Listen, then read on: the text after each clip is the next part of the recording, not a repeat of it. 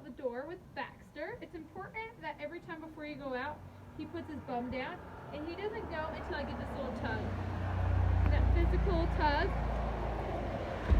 that's what I'm waiting for. The impulse control walk needs to start from as soon as we step outside. All right, now we're gonna walk. We got to see he was a little reactive to cars this morning. We're gonna go again and see how he does. Luckily we live on this busy road, so we can work with car reactivity. I'm instantly gonna jump right into where my hand position is and right into where my 5 tools, right? I haven't put his bum down. He's already excited. I need to chill out just a little bit. Cross over here. So get on the good sidewalk.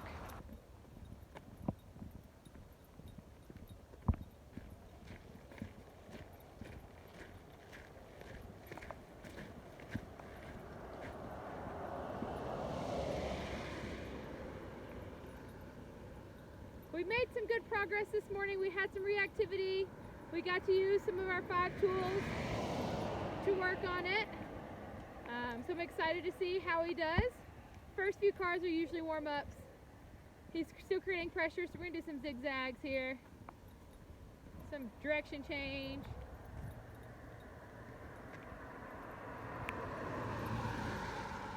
He's really interested in the leaves on the ground.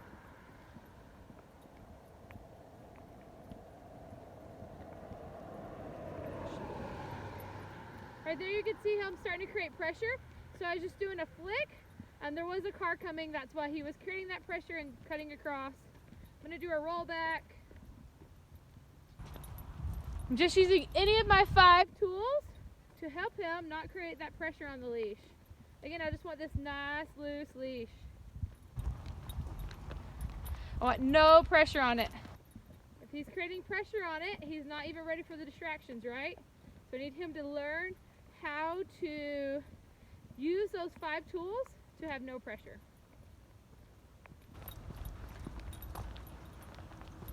Do some zigzags. There you go.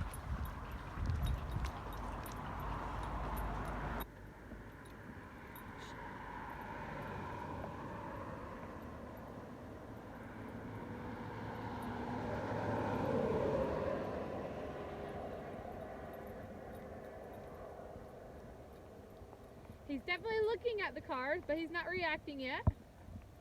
So we'll see how he does as we keep going.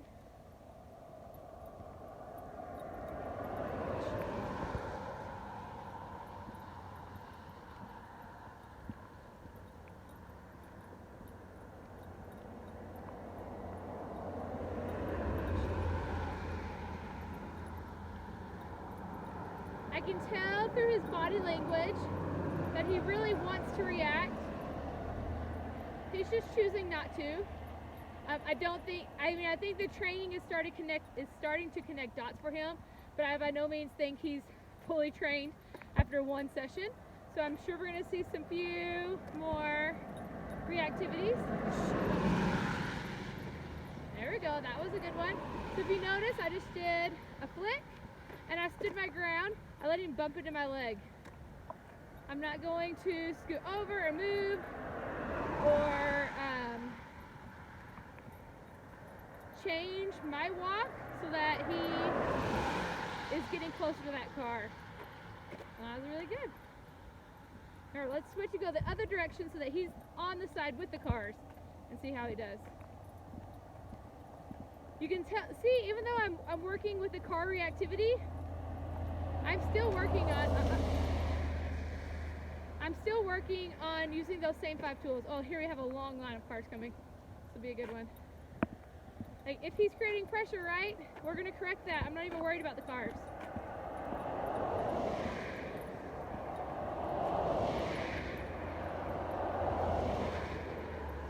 That was much better. That was awesome.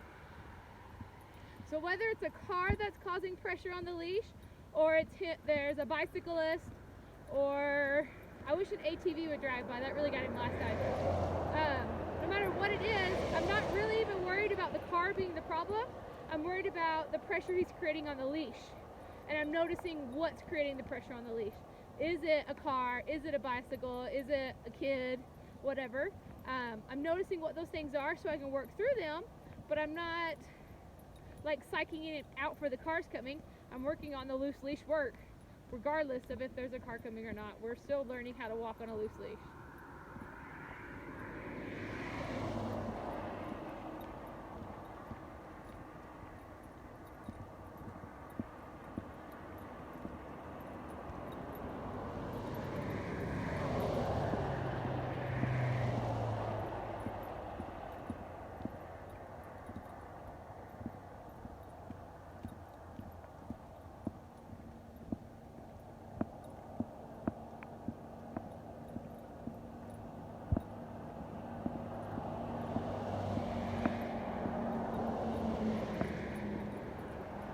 I'm impressed. He did really well. We'll do some more walking. We'll see how he does, and we'll see if we can't up the distraction level from more than cars to a few more things since the rain's starting to let up. Here, we're about to go in the house. Before we go in or out a door, I want Baxter to sit. Gets a little tricky with me holding the camera, but I want him to stay even when I open the door. Open it. Oh, there he stood up. He's gonna lift up the weight of an apple. I'm gonna put his bum back down. Open the door. And I want him to stay there until I give that flick.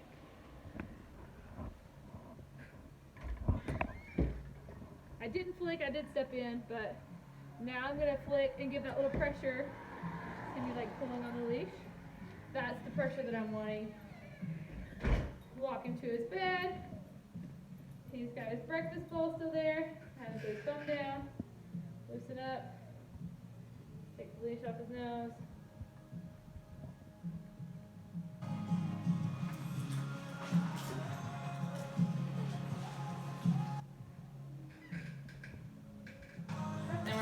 Go.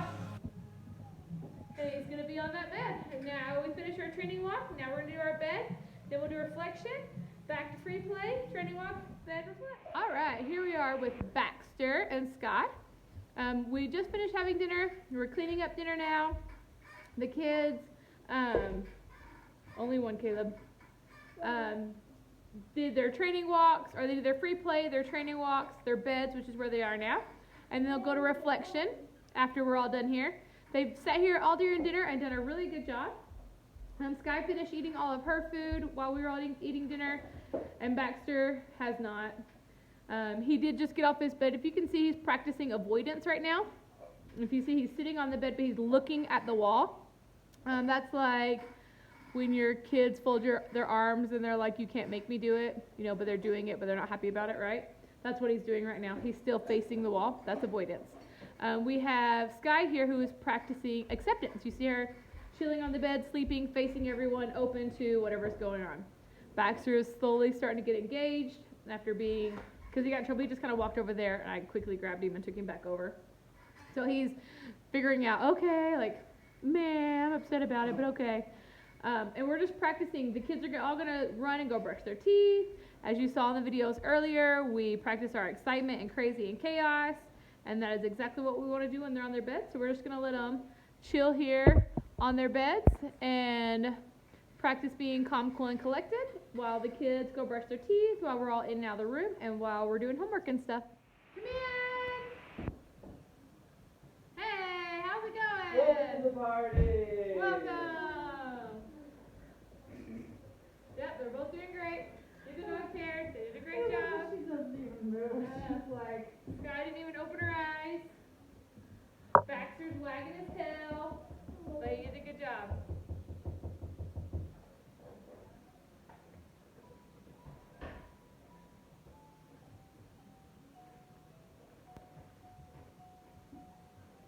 That's everything.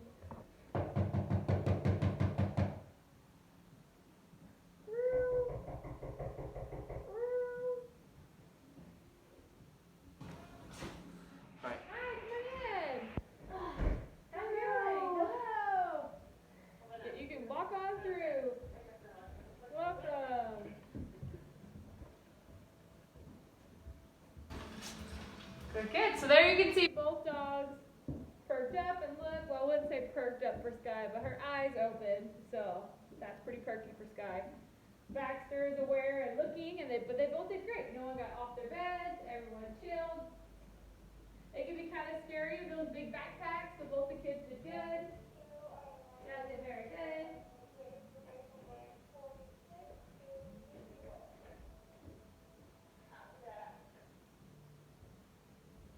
So I know I've said it a few times, but I just want to stress, with this training, there's really only two pieces to the training, the walk and the bed. It takes two to be able to run and run up the training hill, right? It's important that you understand both concepts, the walk portion and the bed portion. The walking is you're using your 5 tools. There's no pressure on the leash. We're teaching them to be calm, cool, and collected, to not be reactive, okay? The walk, it's important. Next is the bed. That's this one. That's where they're learning to be calm, cool, and collected off of a leash. This is important because someday you're going to want them to be off of a leash and behaving well. Maybe it's not jumping on people when they come to the door, not reacting whenever people are coming and going. Maybe it's being able to have a Christmas party and them not stealing food. Whatever that is, if they can't do it on a bed, they won't be able to do it in your home. So we have impulse control on a leash through contact pressure, impulse control off a leash using distance pressure on a bed. So both are important if we want our dogs to be able to run up the training mountain, right? If you don't understand why, please shoot me a message so I can explain it in a different way, why the bed's important and why the walk is important. You need both so that they can learn to control that reaction, so that they can just stop and process before they react and think, what would the best option be? All right, so we did our free play, our training walks. Kids are on the beds. Scott's been here a little bit longer because her training walk was first. Baxter's been here a little bit longer because his training walk was first. We've just added Sky to the mix. We're going to have people coming and going. My husband and son just got back from a camping trip, so they're hauling camping stuff back and forth. So we're just going to have staff coming and going, camping stuff coming and going, doors opening, coming, and we're going to see how the kids do. Just by the fire. All right, show me the pictures. Back, so Dad, if you want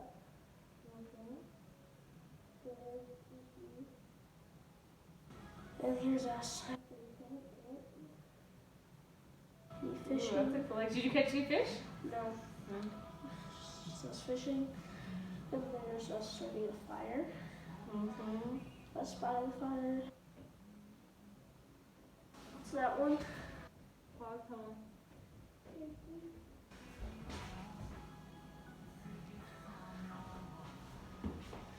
This one's on me and Dad.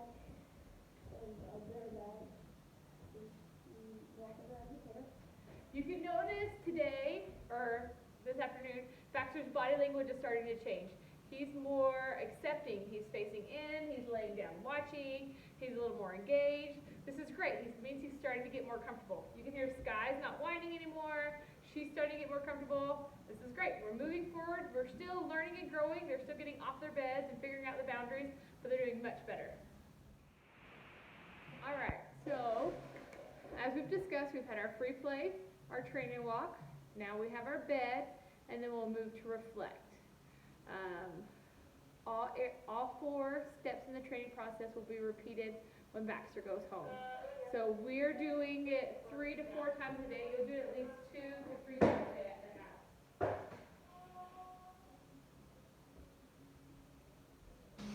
house. We just finished our training walk, so we did our free play. We just finished our training walk. Now we're on to bed. He's going to chill in his bed while I just do my normal everyday routine, whatever that looks like for you. Maybe it's working from home. Maybe it's getting breakfast ready. Maybe it's, I don't know what it looks like for you, but we want him to learn how to chill. I'm going to be in and out of the room. I'm not going to be gone for more than a few seconds outside the room right now. Eventually, I'll be able to be in and out of the room multiple times. And over time, a long time, I'll be able to leave the home, things like that, and he'll get used to it. Again, this being on the bed isn't a forever thing, but it's a now thing. It's a, I need you to be able to control your impulses when you're not on a leash all the time. So we have to start with a small space. If I just let him have a 3,000 square foot home, it's really hard for him to learn, right? We start with a small defined space so he can have success and he can learn, and then it can get bigger and bigger and bigger. So we're going to start with this. This is where he's going to be for the next while until he's accomplished all the goals we want him to accomplish. And then he'll have earned those freedoms. So we're just going to chill in the bed. I'm going to do some knocking. I was told that sometimes he gets a little excited when friends come over. I'll see if I can't get the staff to come over and knock on the door for me. Some people that he's not used to seeing come in the house so that we can work on being calm, cool, and collected while in the house. He is next to the window. I heard that a window can be a trigger for him, so I'm just wanting to see. I want him to be triggered. I want him to struggle so that we can work through those struggles before he goes home.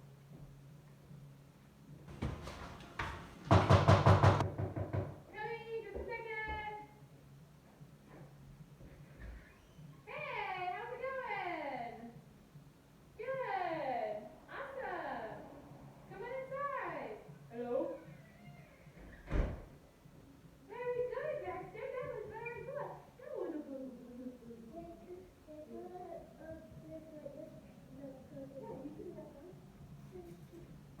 You gotta say hello really loud, okay?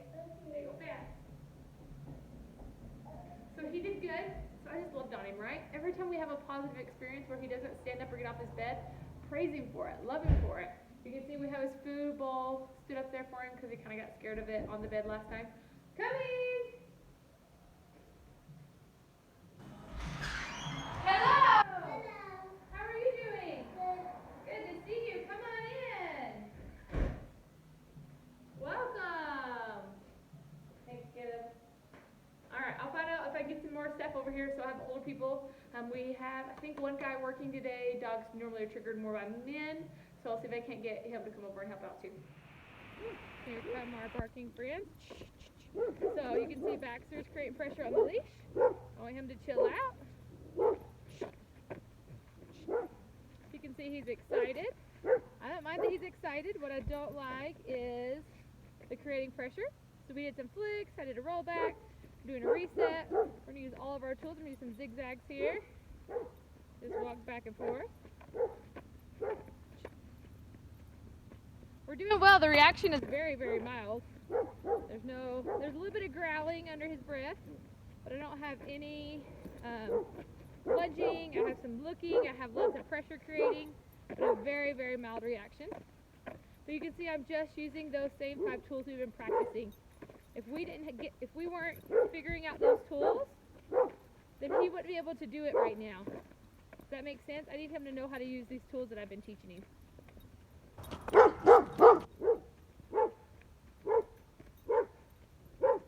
So it's important when he goes home that you use all these same 5 tools all the time, so that when these barking dogs, I forgot to show you the picture of the dogs. There's the dogs. They're like behind a cattle fence, but they could definitely walk through if they weren't wearing like their perimeter collars. But the dogs don't know that they have a perimeter collar, right? We have one more dog over here that's going to sneak attack and bark at us at the fence. It always startles me. Baxter sees her. But do you notice how Baxter was creating pressure? So I can't actually get near her because we're still creating pressure.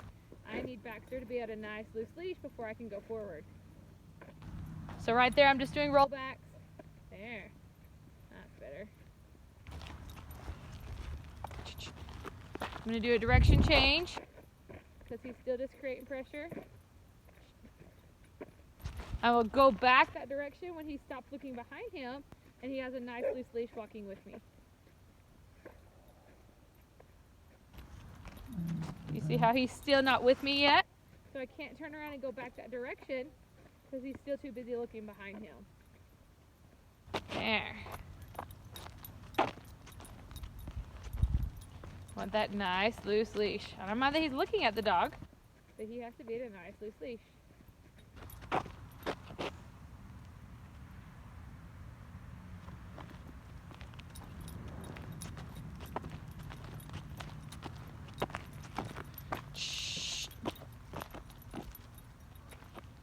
So I'm pretty sure we've done every single tool in these past like 2-minute video. You see I'm flicking, direction change, zigzags, did lots of rollbacks. He's still looking over me at the dog. There we go. We were able to walk past the dog, or we're gonna walk past it this way. And we're gonna go past the barking dogs again. I don't mind if he looks at the dog. I'm bumping because he's creating pressure. I want no pressure on the leash. So I'm teaching the dog to be aware of what's going on around them, but to not be reactive to it, to continue to pay attention to me and not worry about what's going on. Like, look at it, know it's there, but you don't need to respond to it, right? You just need to accept that it's there.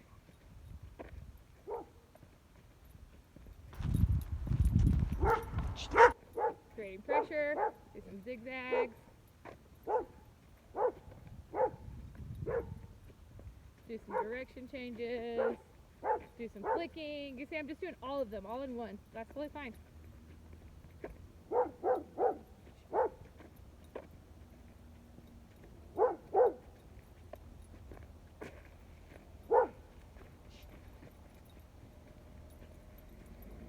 We have a car coming beside us. I have him do a reset. Look at the weight of an apple. Sit for a second. And we'll walk on. There we go. Gonna do some zigzag. So you can see he's doing well with not reacting, but we still have lots of room to learn on how to still be paying attention to me so that he's not creating pressure on the leash, and how to listen to the leash and not just keep doing it over and over again, right? So that's where we're at. That's awesome. It's great that the reaction is down, but we still have lots more work to do, so we're going to keep practicing. There, that is nicer. That's beautiful. Oh. All right, so Baxter had his free play. Now we're off to our training walk. We worked on the door. We worked on putting on that transitional leash. And now we're working on a calm, cool, collected walk. It's a beautiful day today, so we plan on getting lots of fun interactions outside. If you remember the first day, he was pretty reactive to the cars. Yesterday, he did really well.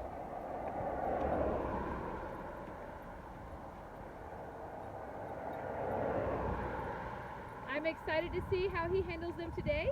We're also going to go past some barking dogs who have just like an invisible fence. So it's good to see how the dogs react. But remember, my number one priority is this nice loose leash, nicely beside me. My arm is in that long position, kind of tucked behind me.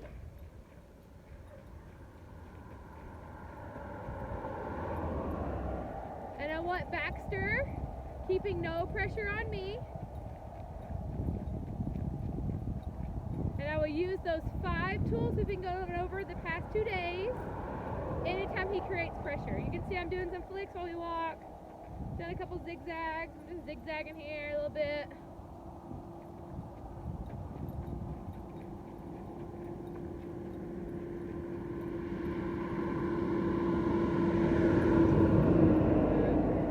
That was a good one. I don't know if you can see that truck. It was a giant oversized truck with a tractor. Here comes another big semi. We'll see how he does.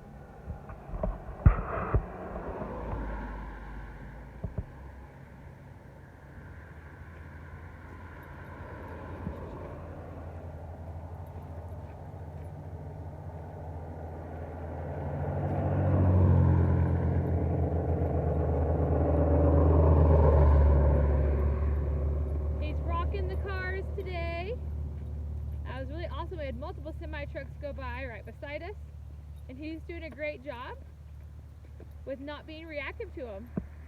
So we have some friends up here. Hopefully they'll come bark at us.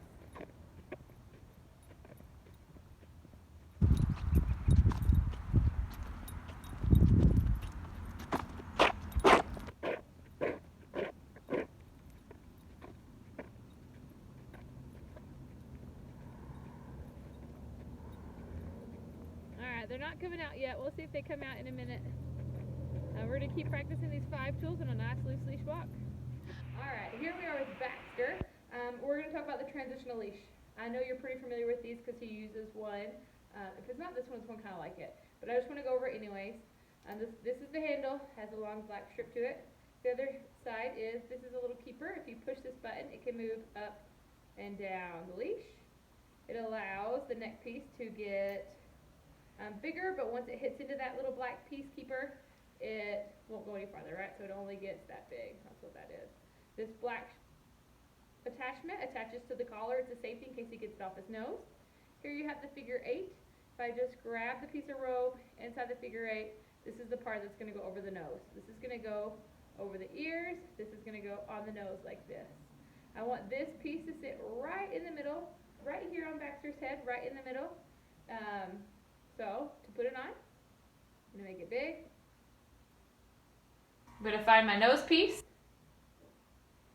The pieces. I like to put my hand in it so I can pin them on the face as I go over.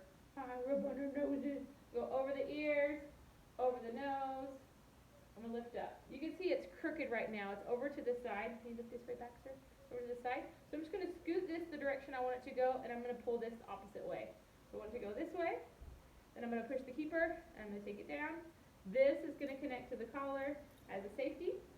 The tightness of this leash used to be when I lift up that weight of an apple, I only have 1 to 1.5 inches. That's it. If it goes up higher than that, it's too loose. If it doesn't go up at all, it's too tight. To take it off his nose, like when I'm doing the bed, I'm just going to push this black keeper button.